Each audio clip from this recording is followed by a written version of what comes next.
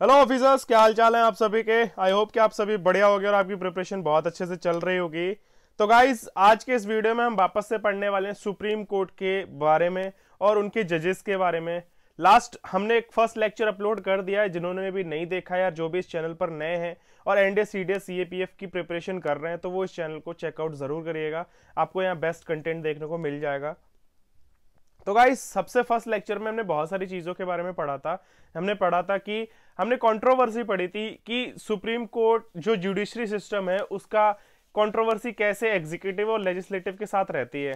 ठीक है, तो हमने लास्ट वीडियो में पढ़ा था कि जो गवर्नमेंट है वो हमेशा कोशिश करती है कि आम आदमी, जो ह्यूमन बींग्स हैं, जो देश की प्रजा है, उनके फंडामेंटल राइट्स या उनकी जो भी अधिकार होते हैं उनके बीच में घुसना, इंटरप्ट करना, इंटरफेरेंस करना हमेशा कोशिश करती है। लेकिन अपनी जो सुप्रीम कोर्ट है वो क्या काम करती है, वो हमेशा एक शील्ड की तरह काम करती है इस देश के कॉन्स्टिट्यूशन को, या इस देश में जो कॉन्स्टिट्यूशन में लेके अधिकार हैं लोगों के लिए, उन सबको बचाकर।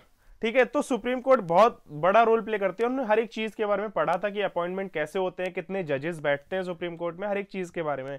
अब कुछ बातें और रह गई थी जो कि हम इस वीडियो में पढ़ने वाले हैं। इस वीडियो में हम पढ़ने वाले हैं कि भाई जो इम्पीचमेंट है सुप्रीम कोर्ट में जजेस होते हैं उनकी कैसे होती है, क्या प्रोसीजर होता है, क्या क्या चीजें होती हैं, उन हर एक चीज के बारे में जानने वाले हैं। तो जो भी इस चैनल पर नए हैं वो इस चैनल को सब्सक्राइब करें, एक वीडियो लाइक करें और उन दोस्तों के साथ शेयर करें जो कि ऑनलाइन प्लेटफॉर्म्स अफोर्ड नहीं कर सकते हैं, जो कि नहीं इतने फाइनेंशियली स्टेबल होते हैं कि वो कोई बड़े लेवल पे प्लेटफॉर्म में अमाउंट पे कर सके। ठीक है, तो अब आगे बढ़ते हैं हम।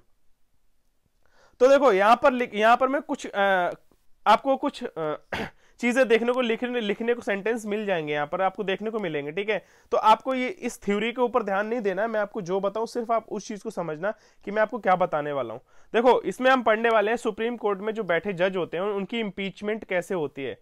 बेसिकली उनको कैसे हटाया जाता है। इंपीचमेंट का मतलब होता है उनको हटाया कैसे जाता है और उनको क्यों हटाया जाता है, क्या कारण रहते हैं उनको हटाने के, या हटाया जाता है या नहीं हटाया जाता, कब हटाया जाता। तो हर एक चीज के सवाल का जवाब हम जानेंगे इसमें। तो यहां पर हम बात करने वाले हैं रिमूवेबल ऑफ जज, यानी सुप्रीम कोर्ट के जज हैं उनको रिमूव कैसे किया जाता है, उनकी इंपीचमेंट कैसे की जाती है। तो एक एक्ट है द जज इंक्वायरी एक्ट 1968। इस जज इंक्वायरी एक्ट में एक पूरा प्रोसीजर आया कि सुप्रीम कोर्ट के जज को कैसे हटाया जाएगा।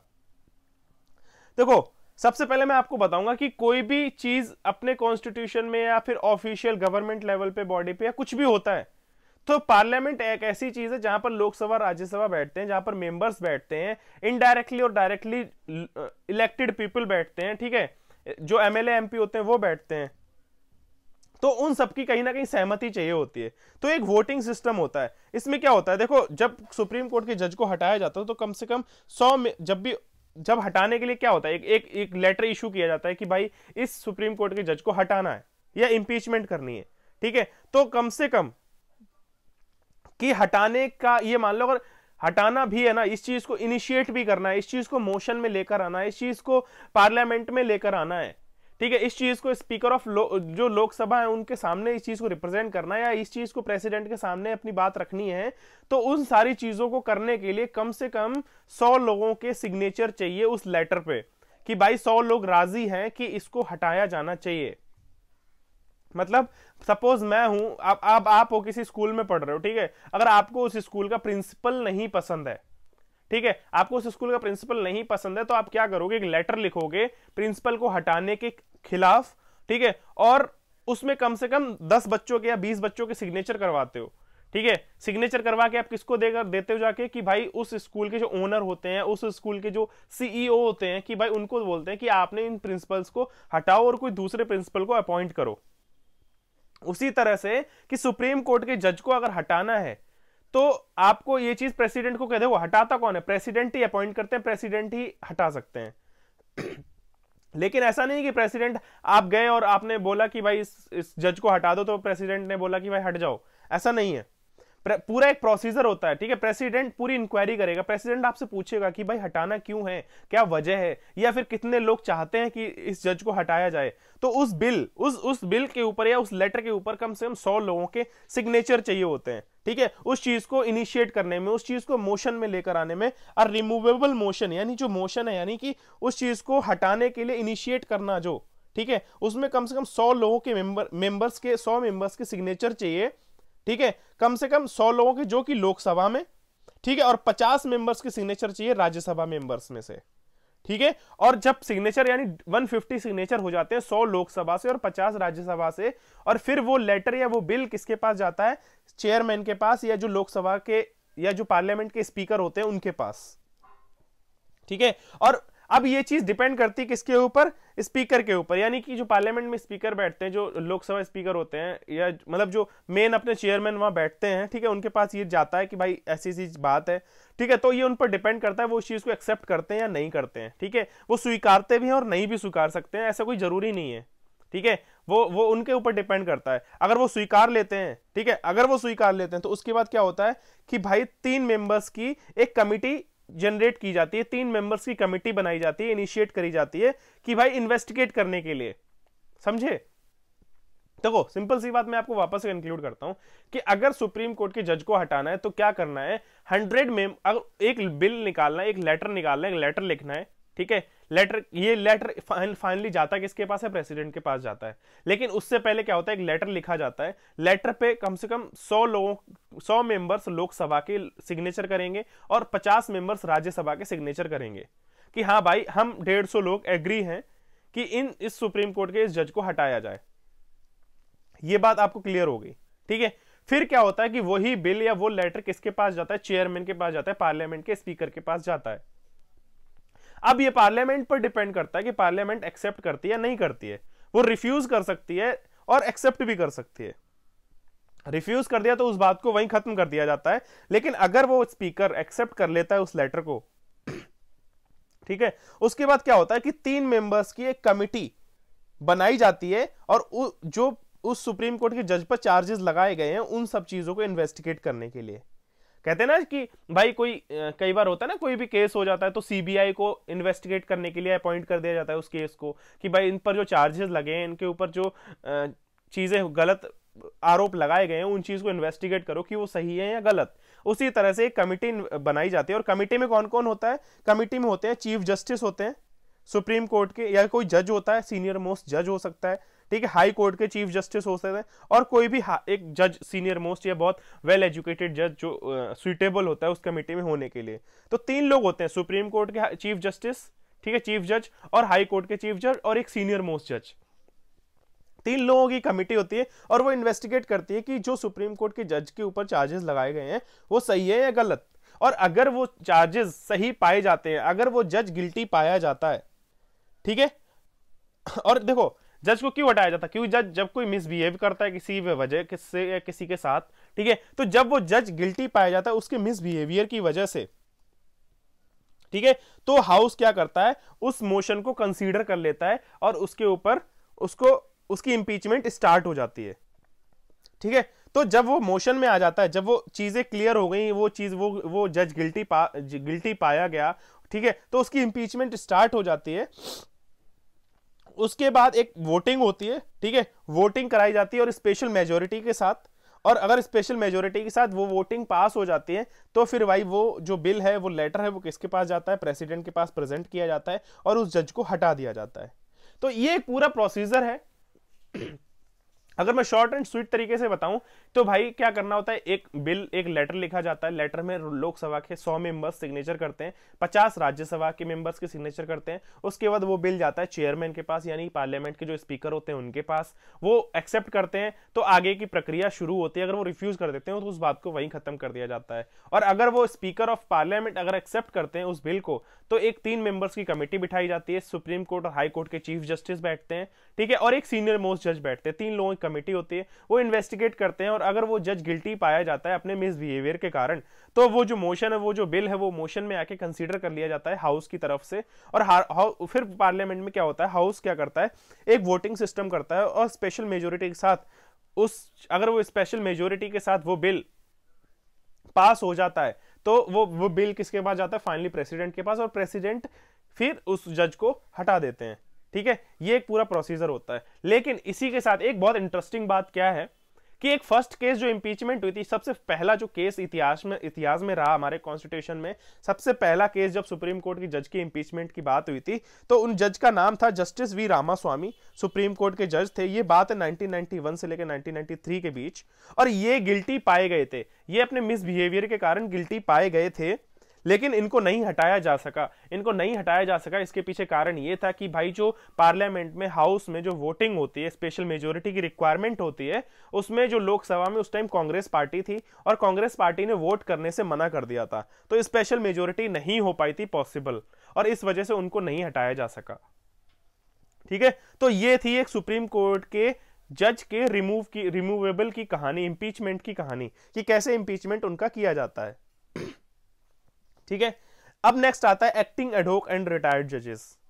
एक्टिंग एडहोक जजेस एंड रिटायर्ड जजेस का मतलब ये होता है कि भाई कभी कभी क्या होता है कि सुप्रीम कोर्ट में जज नहीं होते हैं, या किसी भी इमरजेंसी कंडीशन में उन्होंने अपना इस्तीफा दे दिया, या उनकी डेथ हो गई, ठीक है, सुप्रीम कोर्ट के जज की, या फिर किसी भी वजह से, और वहां पर उनकी और उस जज की, मान लो 5 जजेस बैठते हैं सुप्रीम कोर्ट में, 5 जजेस की एक सीट होती है, एक टेबल होती है, ठीक है, उसमें 4 जजेस तो बैठे हैं, एक की समहाउ किसी वजह से डेथ हो गई, या एक कहीं कोई छुट्टी पे चले गए, या कोई इमरजेंसी रीजन रहा, और वहां पर एक जज की जरूरत है। ठीक है, तो कभी कभी हम क्या करते हैं, हाई कोर्ट के जज को भी हम एज अ सुप्रीम कोर्ट जज अपॉइंट कर देते हैं कुछ टाइम पीरियड के लिए, टेम्परेरी टाइम पीरियड के लिए, या फिर हम किसी रिटायर्ड जज को ऑफर करते हैं कि कुछ टाइम के लिए सर आप बन जाइए, मतलब आप इस पोस्ट को संभाल लीजिए, जैसे ही कि नया कोई जज अपॉइंट होगा तो फिर आप हट जाना। तो इस तरह से ये इनका मतलब होता है। कई लोग, मतलब एक्टिंग का मतलब देखो, कई बार हाई कोर्ट का जज एक्ट कर एक एक्टिंग के साथ, मतलब ये मान लो उसको एक्ट करने के लिए बोल दे कि आप इस पोजीशन को एक बार कुछ टाइम के लिए होल्ड कर लो, तो इसका मतलब ये होता है कि एक्टिंग एडहोक एंड रिटायर्ड जजेस। अब एक्टिंग चीफ जस्टिस क्या होता है? The president can appoint a जज of the supreme court as an acting chief justice. मैंने आपको बताया कि प्रेसिडेंट क्या करता है, अगर सुप्रीम कोर्ट की जज की कोई जगह खाली है और वहां पर उस जज की जरूरत है, और वहां पर वो अभी जज नहीं है, जो करंट जज है वो नहीं है, वो किसी इमरजेंसी की वजह से समाओ कहीं मर गया या फिर कहीं बाहर चला गया, तो हम किसी और जज को बोल देते हैं कि आप एज अ एक्ट करने की जगह उस पोजिशन पर बैठ जाओ।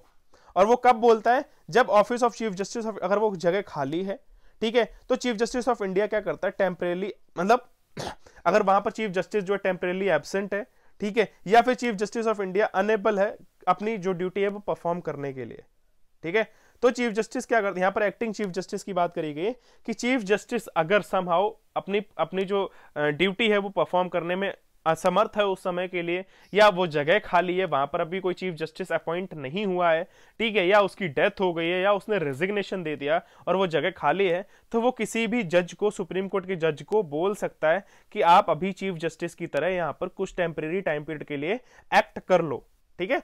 तो ये होता है एक्टिंग चीफ जस्टिस। अब यहां पर आता है एडहोक जज। एडहोक जज का मतलब ये होता है, मैंने बताया कि 5 लोगों की सीट होती है जजेस में, अगर वहां पर एक और जज की जरूरत है, अगर कोई फैसला सुनाया जा रहा है तो 4 जज अवेलेबल हैं, एक जज की जगह खाली है और वो जज नहीं है, क्योंकि जरूरत 5 जजेस अपना जब तक फैसला नहीं सुनाएंगे तब तक चीजें नहीं होंगी, तो किसी एक जज को प्रेसिडेंट बोलता है, ठीक है। तो यहां पर क्या लिखा है? When there is a lack of quorum.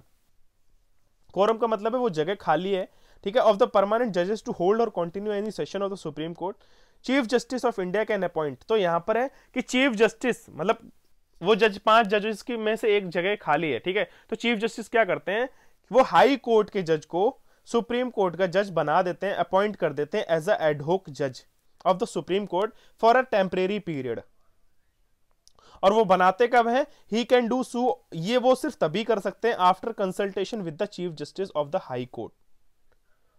वो क्या करते हैं, मतलब सुप्रीम कोर्ट के चीफ, अगर किसी भी जज की जरूरत है सुप्रीम कोर्ट के 5 जजेस में से, एग्जांपल दे रहा हूं, ठीक है, तो सुप्रीम कोर्ट के चीफ जस्टिस हाई कोर्ट के किसी जज को सुप्रीम कोर्ट का जज as a temporary time period के लिए बना सकते हैं, लेकिन वो ऐसा तभी कर सकते हैं जब सुप्रीम कोर्ट का चीफ जस्टिस कंसल्ट करेगा किससे? हाई कोर्ट के चीफ जस्टिस से, कि भाई हम किसको जज बना सकते हैं, ठीक है। और प्रेसिडेंट का कंसेंट भी चाहिए होता है, प्रेसिडेंट का कंसर्न भी चाहिए होता है, ठीक है, तब चीफ जस्टिस सुप्रीम कोर्ट के किसी हाई कोर्ट के जज को अपॉइंट कर सकते हैं।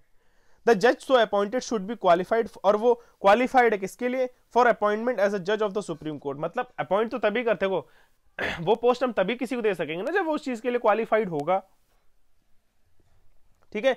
तो it is the duty of the जज to appointed to attend the sitting of the supreme court in priority to other duties of his office, while so attending he enjoys all the jurisdiction power and privileges। और इस तरह से जब वो जज appoint हो जाते हैं तो वो सारी फैसिलिटीज जो भी सुप्रीम कोर्ट के जज को मिलती हैं, ठीक है, जो भी अधिकार मिलते हैं, वो हाई कोर्ट का जज भी उस चीज को एंजॉय करता है, उस टाइम पीरियड को एंजॉय करता है। तो ये थे एडोक जजेस।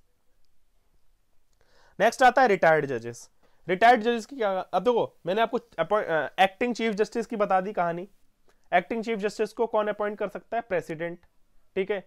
और वो किसको कर सकते हैं? ये चीज मैंने आपको बताई, ठीक है। फिर रिटायर्ड मैंने एडोक जजेस की भी बताई। फिर मैं अब आपको बताने वाला हूं रिटायर्ड जज के बारे में।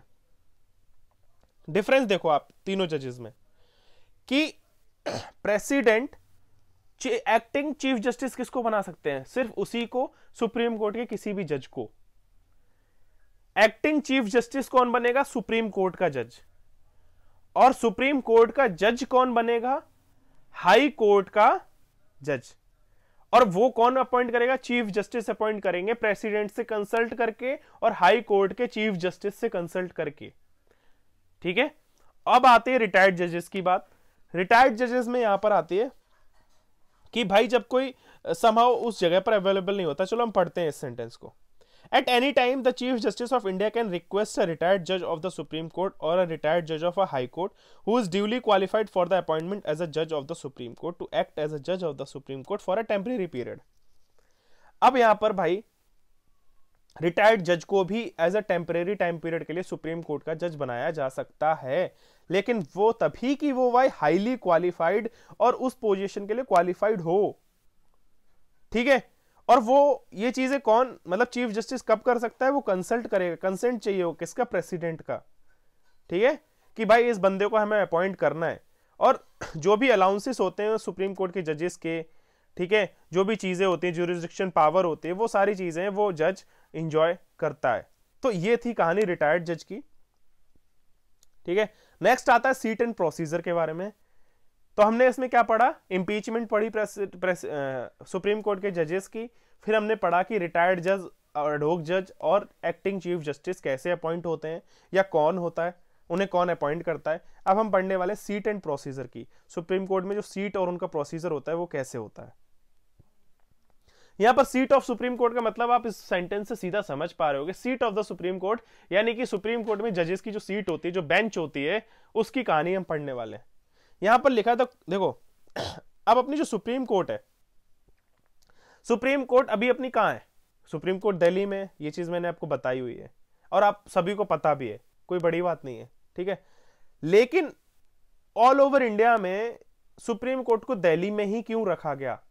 मतलब किसी और स्टेट में भी रख सकते थे, किसी यूनियन टेरिटरी में रख सकते थे, दिल्ली को ही क्यों चूज किया? हालांकि दिल्ली कैपिटल है इंडिया की, लेकिन ऐसा कोई लिखित नहीं होना चाहिए कि भाई सुप्रीम कोर्ट को दिल्ली में ही अपन ने सेटअप कर रखा है। क्यों? यहां पर लिखा है कि the constitution declares Delhi as the seat of the supreme court, ठीक है, but it also authorises the chief justice of India to appoint other place और places as the seat of the supreme court. लेकिन ये chief justice को authorised है कि वो supreme court की जगह, सुप्रीम कोर्ट की जो सीट है वो किसी और जगह भी अपॉइंट कर सकता है, शिफ्ट कर सकता है। लेकिन he can take decision in this regard only with the approval of the president. लेकिन वो ये चीज तभी करेगा, वो अप्रूवल लेगा किससे? उसे लेना पड़ेगा किससे? प्रेसिडेंट से।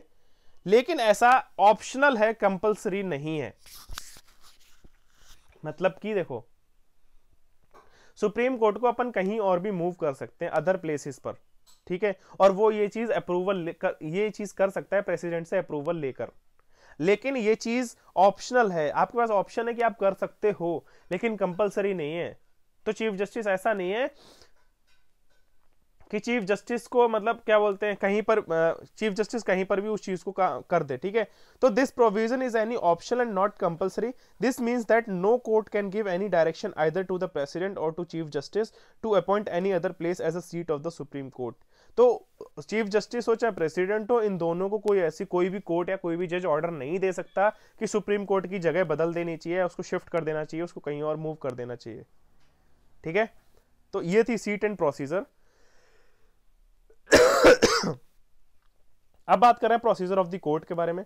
सीट के बारे में हमने पढ़ लिया। अब सुप्रीम कोर्ट का प्रोसीजर क्या होता है? Supreme court can with the approval of the president make rules for regulations. अब जो सुप्रीम कोर्ट के रूल्स एंड रेगुलेशंस हैं ये कैसे बनते हैं? ये जब भी कोई रूल और रेगुलेशन बनाया जाता है तो उसके लिए अप्रूवल चाहिए होता है हमें, किससे? प्रेसिडेंट से।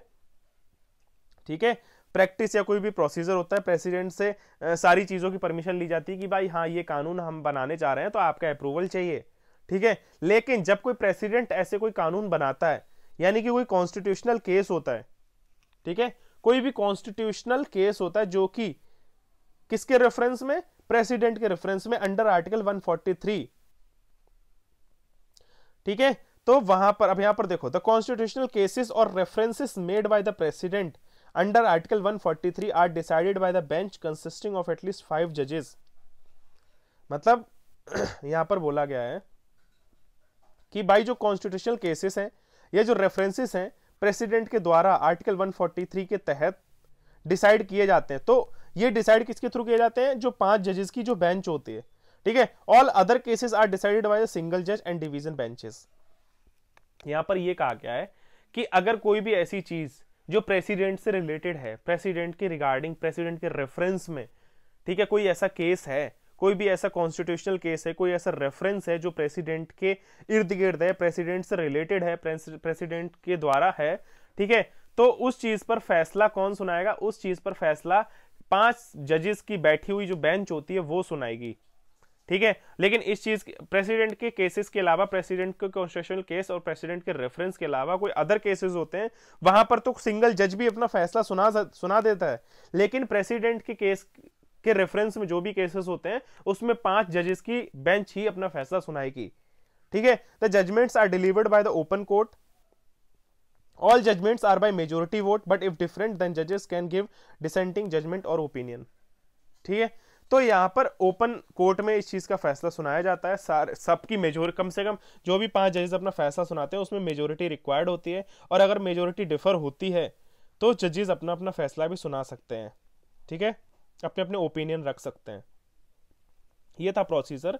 नेक्स्ट हम पढ़ने वाले इंडिपेंडेंस ऑफ सुप्रीम कोर्ट। ये हमारा लास्ट टॉपिक है, क्योंकि इसके साथ हम फिर नेक्स्ट जो आगे की बातें हैं वो हम नेक्स्ट वीडियो में पढ़ेंगे, और नेक्स्ट वीडियो में हमारा सुप्रीम कोर्ट एंड हो जाएगा। ठीक है, हमने बहुत सारी चीज़ें सुप्रीम कोर्ट से रिलेटेड पढ़ ली, हर एक जज के बारे में पढ़ ली, उनकी इम्पीचमेंट के बारे में, उनका अपॉइंटमेंट, उनका सैलरी अलाउंस, हर एक चीज़ पढ़ी है। तो आप, आई होप आपको सुप्रीम कोर्ट के बारे में सारी चीज़ें पता होंगी कि सुप्रीम कोर्ट में कानून कैसे बनाए जाते हैं, उसका सीट प्रोसीजर क्या है। अब हम लास्ट ये टॉपिक पढ़ रहे हैं, इंडिपेंडेंस ऑफ सुप्रीम कोर्ट। कि देखो, इंडिपेंडेंस ऑफ सुप्रीम कोर्ट का मतलब आप यहां पर समझ पा रहे हो कि सुप्रीम कोर्ट सबसे ऊपर है, इससे ऊपर कोई भी नहीं है, सरकार भी नहीं है, प्रेसिडेंट भी नहीं है। ठीक है, तो प्रेसिडेंट भी अगर कोई गुनाह करेगा तो सुप्रीम कोर्ट उसको भी सजा सुनाएगी। ठीक है, नेक्स्ट आता है कि भाई सरकार, जब मैंने आपको बताया ना सरकार कैसे इंटरफेरेंस करती है, हमेशा कोशिश करती है, तो सुप्रीम कोर्ट हमेशा अपने हाथ में फैसला रखती है, कभी भी सरकार के हाथ में नहीं जाने देती है।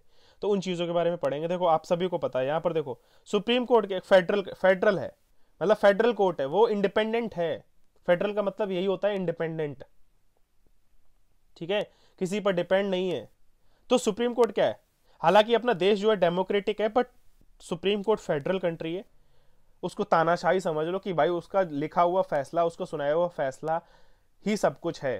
ठीक है, उसको कोई बदल नहीं सकता। बहुत रेयर कंडीशंस होती हैं जब ऐसे फैसले बदले जाते हैं, बट अगर सुप्रीम कोर्ट ने अपना कोई फैसला सुना दिया तो उसको कोई डिनाई नहीं कर सकता। ठीक है, हाईएस्ट कोर्ट है जहां पर आप, अगर आपकी कोई भी नहीं सुनेगा तो सुप्रीम कोर्ट आपकी सुनेगा, आप वहां पर अपील कर सकते हो जाकर। ठीक है, वो गारंटर होता है, वो शील्ड होता है, किसके लिए? फंडामेंटल राइट्स के लिए, आम नागरिक के लिए, इस देश के नागरिकों के लिए। वो गार्जियन होता है इस कॉन्स्टिट्यूशन का, रक्षक है,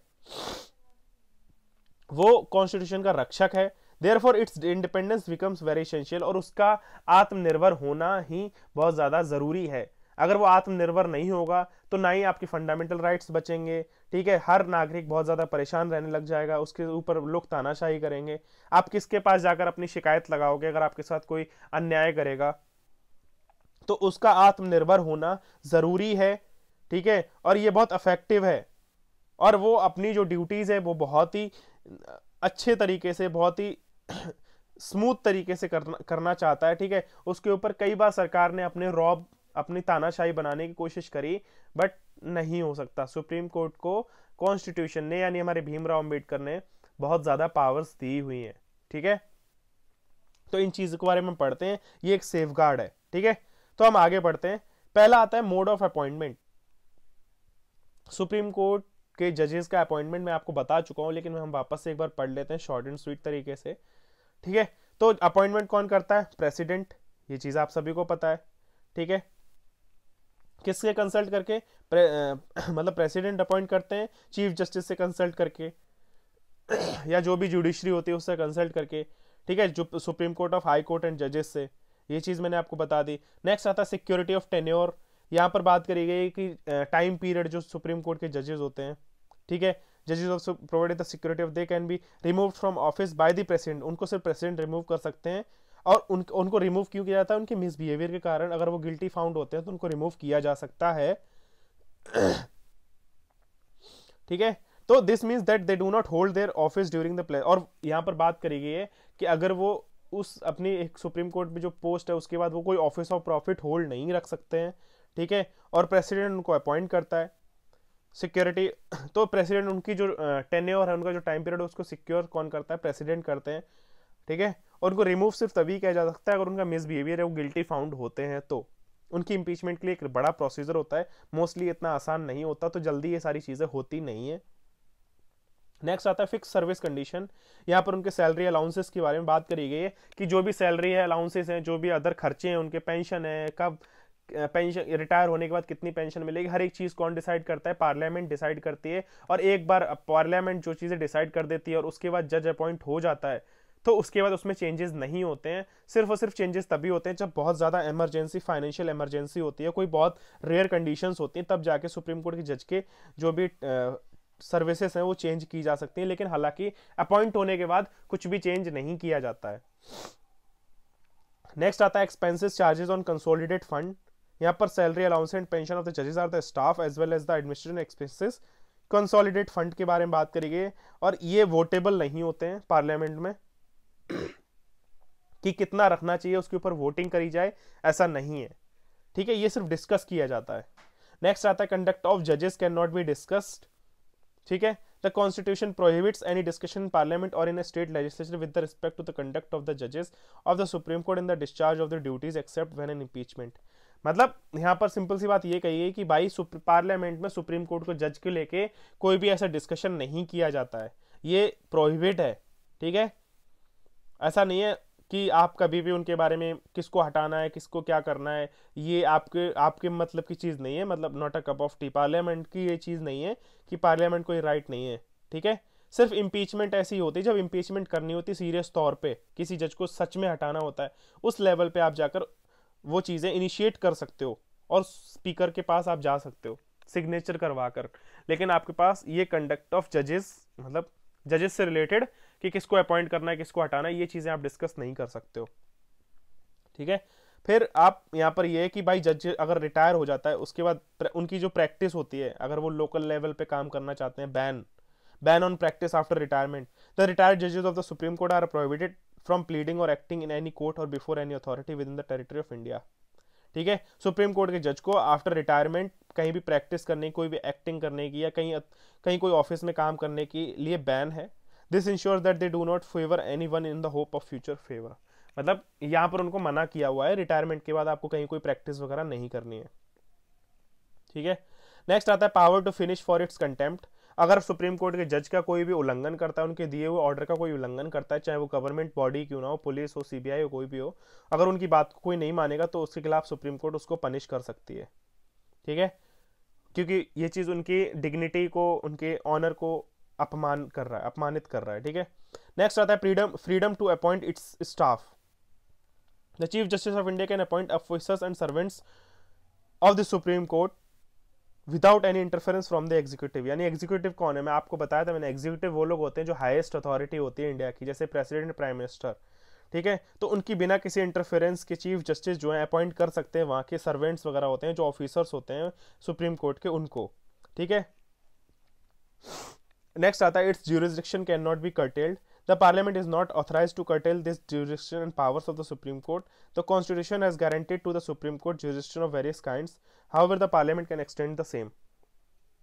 उनके भाई दिए हुए न्याय जो फैसले होते हैं उसके ऊपर कोई भी उंगली नहीं उठा सकता, ना ही पार्लियामेंट के पास ये पावर है, ठीक है। और ना ही अगर जज ने ये फैसला सुना दिया कि इस बंदे को इस दिन फांसी दी जाएगी, तो पार्लियामेंट के पास कोई हक नहीं है कि पार्लियामेंट कल को ये कह दे कि थोड़े दिन रुक जाओ या 10 दिन और खींच लो, इस डेट को दे देना आप फांसी। ऐसा नहीं है, जो फैसला सुना दिया वो ही सब कुछ है, ठीक है। उनका ज्यूरिसडिक्शन सबसे ऊपर है। नेक्स्ट आता है separation from executive. Separation from executive का मतलब यहाँ पर यही है कि भाई गवर्नमेंट, चाहे प्रेसिडेंट, प्राइम मिनिस्टर, चाहे पार्लियामेंट, लोकसभा, पुलिस, सीबीआई, कोई भी हो, सुप्रीम कोर्ट इंडिपेंडेंट है, वो सेपरेट है सब चीजों से, ठीक है। The constitution direct the states